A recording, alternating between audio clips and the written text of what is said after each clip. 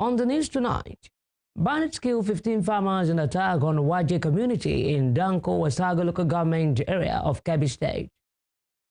NDLEA operatives arrest 80-year-old man over possession of 2.3 kilograms of skunk packaged in nylons and papers.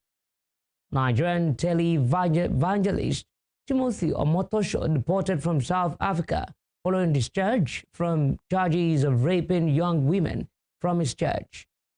On the foreign scene, Pope Leo XIV calls for a united church at his inauguration mass. Good evening, this is News at 7 on Western Spring Television. My name is Okpayemuni. Unidentified gunmen suspected to be bandits have attacked the Waje community in Danko-Wasagu local government area of Kebbi State, killing no fewer than 15 farmers and injuring at least 3 others.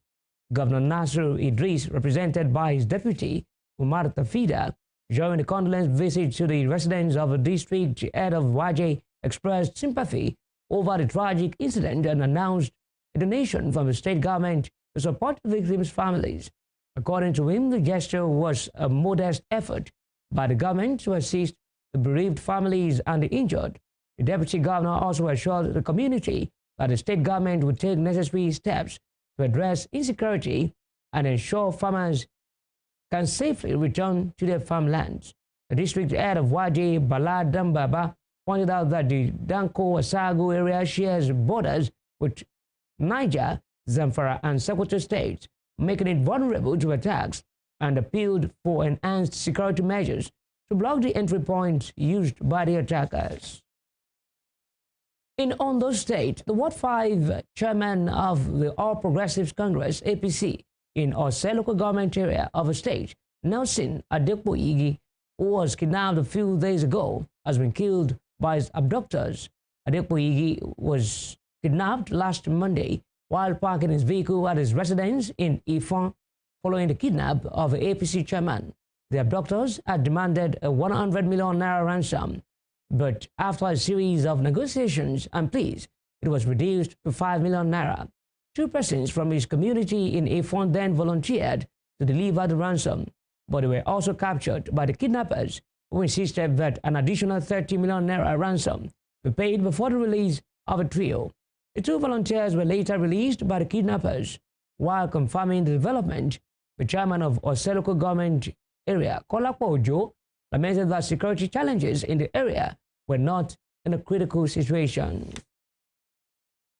The Katsina State Police Command has arrested 4 suspected drug traffickers in possession of illicit drugs. The suspects were arrested at Kofar Guga Garage in Katsina Metropolis while attempting to smuggle some illicit drugs to Maradi in neighboring Niger Republic. According to a statement by the command spokesman, Abubakar Sadiq, 5,000 pieces of Exol tablets and 430 pieces of Tramadol tablets were recovered in the suspect's possession. The command spokesman noted that efforts have been intensified to ensure the arrest of a supplier and bring him to justice. In the meantime, the National Drug Law Enforcement Agency, NDLEA, says its operatives arrested 80-year-old Ayuba Ashiru over the possession of 2.3 kilograms of skunk packaged in nylons and papers for retail.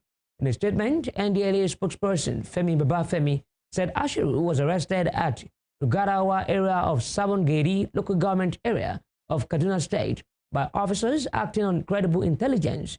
He said the suspect had earlier been arrested and prosecuted by NDLEA for drug dealing offenses, was convicted and served a 10-year jail term between 2014 and 2024. The NDLEA said it also arrested 82-year-old Uloma Uchechi Sunday, as well as a 32-year-old daughter, Chizam Uchechi, in Abia State on May 17. According to the statement, the NDLEA raided their home at Umaguma in Tiga Uzo village, where different quantities of methamphetamine, tramadol, and skunk, a strain of cannabis, as well as cash exhibit of 130,600 naira were recovered from them.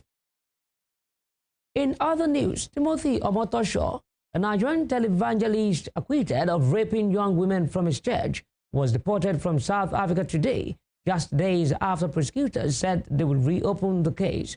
Omotosho was last month found not guilty on 32 charges, including rape, sexual exploitation, and human trafficking, after spending 8 years in jail. The decision drew anger across South Africa after the judge said prosecutors mishandled the case. State broadcaster SABC and Newsroom Africa Television said a 66-year-old pastor would leave from Johannesburg's or Tambo Airport for his native Nigeria. Images broadcast showed Omotosho at the airport in a grey hoodie and sunglasses, chatting to an immigration official. Omotosho was rearrested on May 10 on immigration charges, and the South African government said he was subject to deportation. However, a magistrate's court ordered that he should be released, ruling that he could not be detained for more than 48 hours without being charged. As well. So the South African immigration authorities realized that Omotosho doesn't have a legal status in the country. And it's for that reason that we are in effect an arrest last week Saturday in East London. And the reason why we affected that arrest was simply because the person did not have a status in the country. We took him to court and we realized that the court was not on our side, simply on technical matters, where our understanding is that there's still not the correct decision taken by the court. But we are very excited that Omotosho decided upon himself that he needs to leave this country. It would not have stopped. Even if he had stayed longer, we would have come back at him.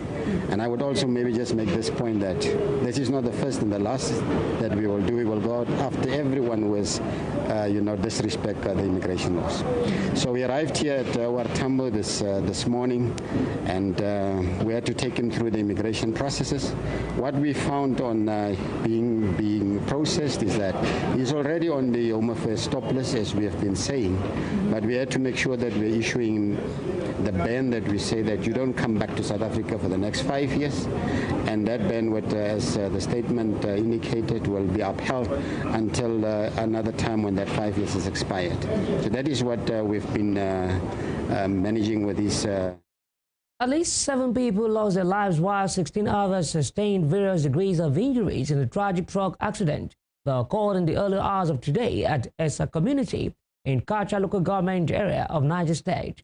The Director General of the Niger State Emergency Management Agency, Abdullahi Baba Ara, said the ill-fated truck was transporting grains allocated by the federal government. It was also carrying 36 male passengers, also reportedly en route to Kano from Lagos. Emergency responders, nearby commuters, and local villagers were involved in the rescue operations at the scene. As the world marked International Day of the Boy Child on May 16, a non-governmental organization, Life Matters Foundation, has called for more action to positively shape the future of boys. At an event to commemorate the celebration, the convener, Dr. Olayinka Oderide, described the day as an opportunity to raise awareness, noting that the importance of International Day of the Boy Child is often overlooked in the country. The Permanent Secretary of the Ministry of Education, Mr. Jimo Adekileku, stated that the current administration in the state is committed to providing quality education and support for the boy child. Some students, including Adeyemi Babatunde and Moses Oladino, also shared insights from the event. Decided that last year that after the International Day of the Girls, we are going to have the International Day of the Boys. There is a world acceptance, but it's been underplayed. Boys are being neglected. Boys are being undervalued. Even by parents, by government, attention is on the girl. So we think there should be a shift this time around, because my personal opinion is that the boys we are not intentional about, the boys we are not nurturing, the boys we are not defending are the boys that will affect our girls, that will bring the girls. I've learned so much things today, like they made us understand that boys are the head of the family. Like, as we are boys today, tomorrow we may be man, like we have our own family. And the NDLE, they also let us know what boys are not supposed to be doing, like engaging in drug, like doing drug addicts and so drug trafficking. they made us understand that drug is not good for our body and everything. I learned that drug abuse is a bad thing that influences one's life. If one is engaged in drug abuse, it can tarnish one's dream, one's destination. I also learned that never give up. No matter how you feel, never give up. There's always a second chance, and the second chance may be a better. You're watching News at 7 on Western Spring Television. Still to come, President Bola Tinubu meets new leader of the Roman Catholic Church, Pope Leo XIV. We'll bring you more on these when we return.